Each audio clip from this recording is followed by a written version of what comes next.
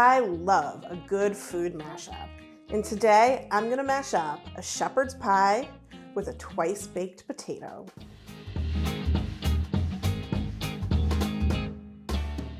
It is the dead of winter out there up here in the Northeast, and what could be a cozier dinner than a warm dish of shepherd's pie? How about if we stuff that shepherd's pie into a hot baked potato? That's what we're going to do today with my shepherd's pie twice baked potatoes. First, let's talk potatoes. I have 4 large russet potatoes baking in the oven at 350 degrees. Those have been baking for about an hour and they're almost done. Before I put them in the oven, I pricked them with a fork about 10 times all over each potato, and I rubbed them with olive oil and coated them with a nice seasoning of salt. You want to make sure you season your spuds here because we're going to be eating the jacket on our potatoes along with our shepherd's pie, so we want to make sure that's just as tasty as everything else. While we're waiting for those potatoes to finish cooking, let's go ahead and get our shepherd's pie filling going. I have a large cast iron skillet. You could just use any heavy, large skillet over about medium heat. And the first thing we're going to do is brown our ground meat. So we're going to add just a little bit of oil, maybe half a tablespoon or so. And then we're going to take our ground meat. Now, I actually always have a little bit of a hard time browning ground beef because it always seems to steam instead of brown, and it never works. But I did see this, and I don't remember where I saw it, where you can just take and make a giant hamburger patty out of the ground beef, and then you'll sear each side. So you'll get some of those nice seared crispy bits that you're looking for to help with the flavor. So that's what we're going to try here. So I am just going to make kind of this really large, flat patty. And I actually put a little bit of salt and pepper in this so it's a little bit seasoned as well. So we're going to let that go for maybe 2 to 3 minutes on this first side, and then we'll kind of try to flip it so we get browning on the other side as well. All right, it's been a couple of minutes and I am definitely starting to see some browning. So we're going to go ahead and flip this as best as we can. Probably going to be a few large chunks maybe. But you can see all that browning that we have going on here.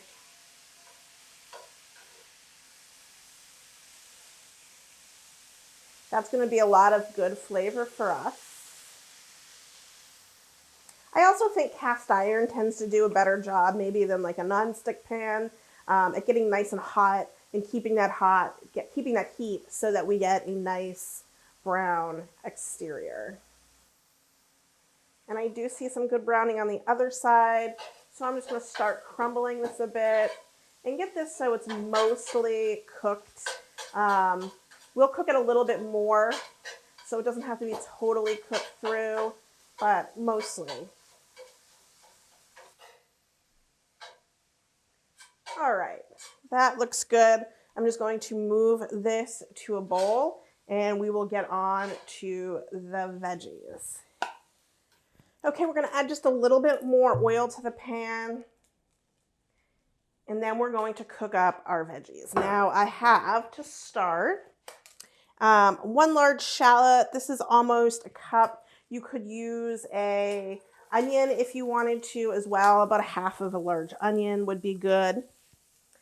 And we're going to add a very heaping cup of carrots. Now these are diced pretty small. I would say about 1/4 of an inch to 1/2 an inch, more on the 1/4 of an inch size. And we're just going to cook these. We're going to add a little bit. I got a little bit of salt and pepper mixed in this bowl here. So we're going to go ahead and sprinkle the veggies with the salt and pepper, and that will help dry out some of the moisture and get our veggies sweating and cooking a little bit. And this is going to take 3 to 5 minutes, and we're looking for the shallots to go translucent and to get soft, and maybe to get just a little bit of color on them. So this will take, again, about 2 to 3 minutes.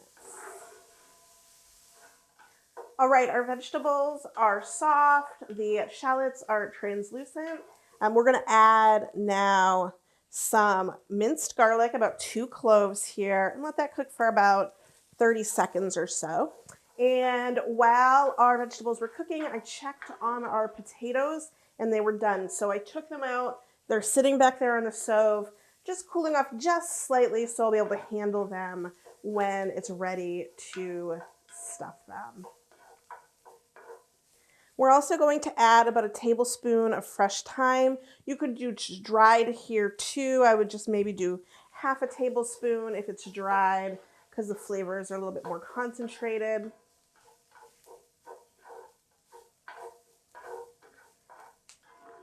Now we're going to add our ground beef back.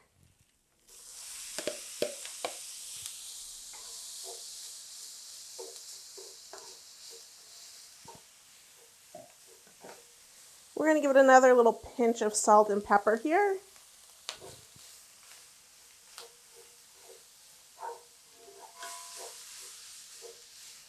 A little bit of Worcestershire sauce. This is about a tablespoon of Worcestershire sauce.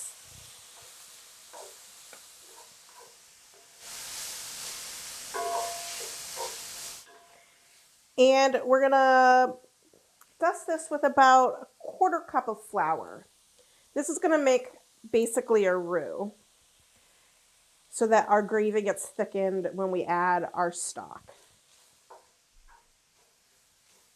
And we're just going to cook this for a minute to toast up that flour so that it is not raw tasting.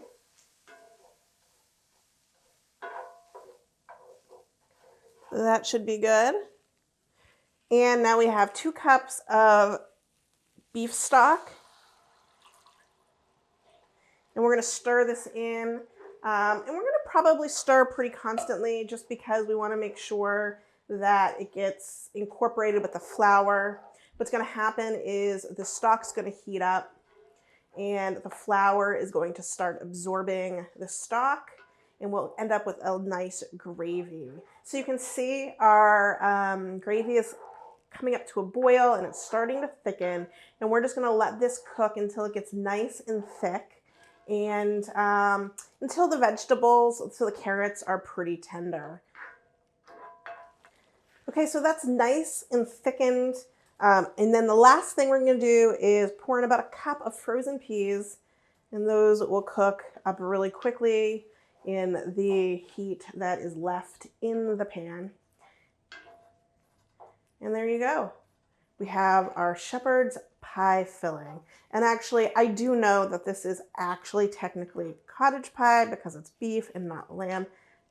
However, we're going to use some sheep's milk cheese soon, so I think we can get away with calling it shepherd's pie. So now that's finished, let's turn to our potatoes.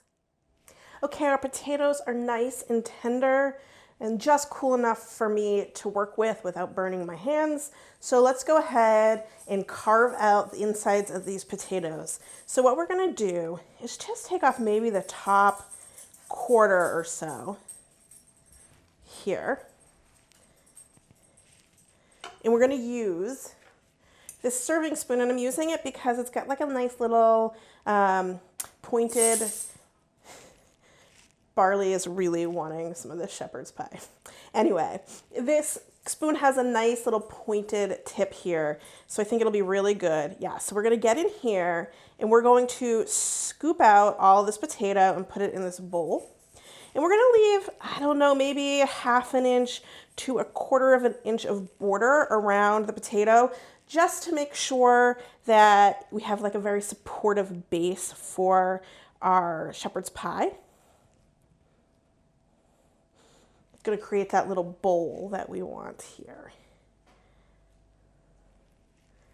And that's it. These are so nice and soft. These took me about probably 1 hour and 15 minutes in my oven. So what I'd suggest is Get the potatoes going first before you do any of your prep, anything. You saw how quick that was to pull together. So if you have the potatoes going while you're doing all the prep, by the time you're ready for them, they'll probably be ready. You do want them to be hot though, because you're going to mash the potatoes, and you want to mash potatoes while they're hot. And that's it.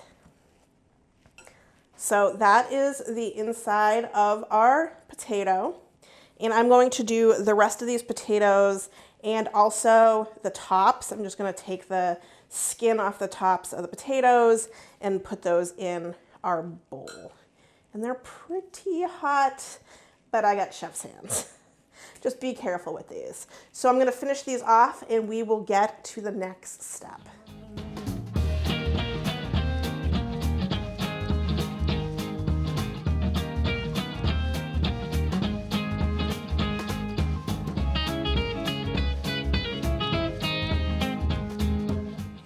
And now we're going to mash our potatoes.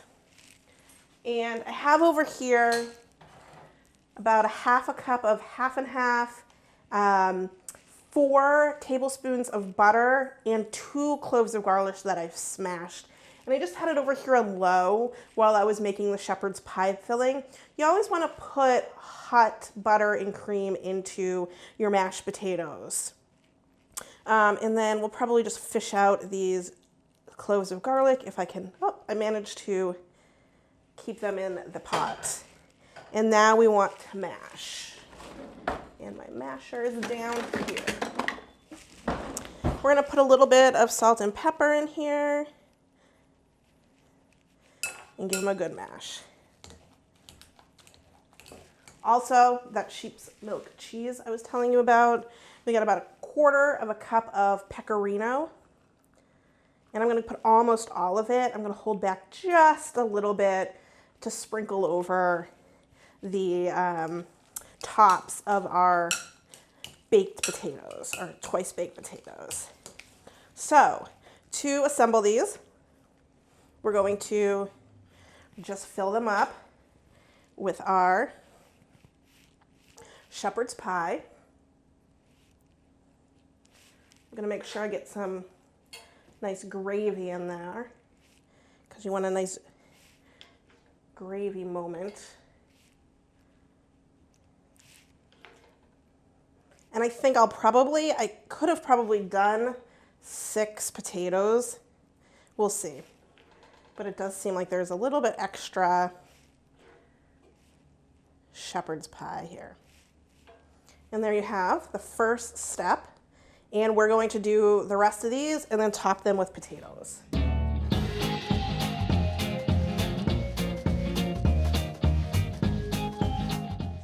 And the potato topping. Okay, so we could be fancy and put these in a piping bag, but I'm just not that fancy.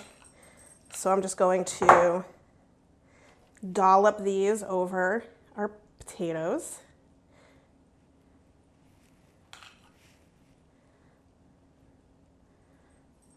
Putting a good mountain of mashed potatoes on top.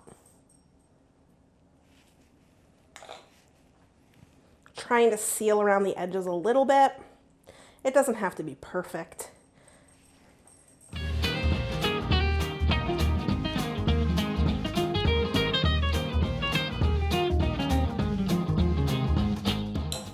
All right. So we have our baked potatoes stuffed, topped, and we're just going to add this final passing of pecorino cheese. And then we're going to put these in a 375-degree oven until the tops are nice and golden brown. So I will see you back when that happens. I mean, guys, does it get better than this for a cozy winter dinner? Oh my God, these are so kind of like the tips of the mashed potato mountains, get nice and golden brown. Oh, they look awesome. And finally, to serve them, we're just going to sprinkle a little bit of Maldon sea salt those nice, crispy crystals just to give it a little extra something. Now I cannot wait for dinner. I hope you liked this cozy winter recipe. And if you did, please give me a thumbs up and click subscribe and that little bell button to be alerted when I launch a new video. As always, thank you so much for watching. Now go have some fun in the kitchen and make these.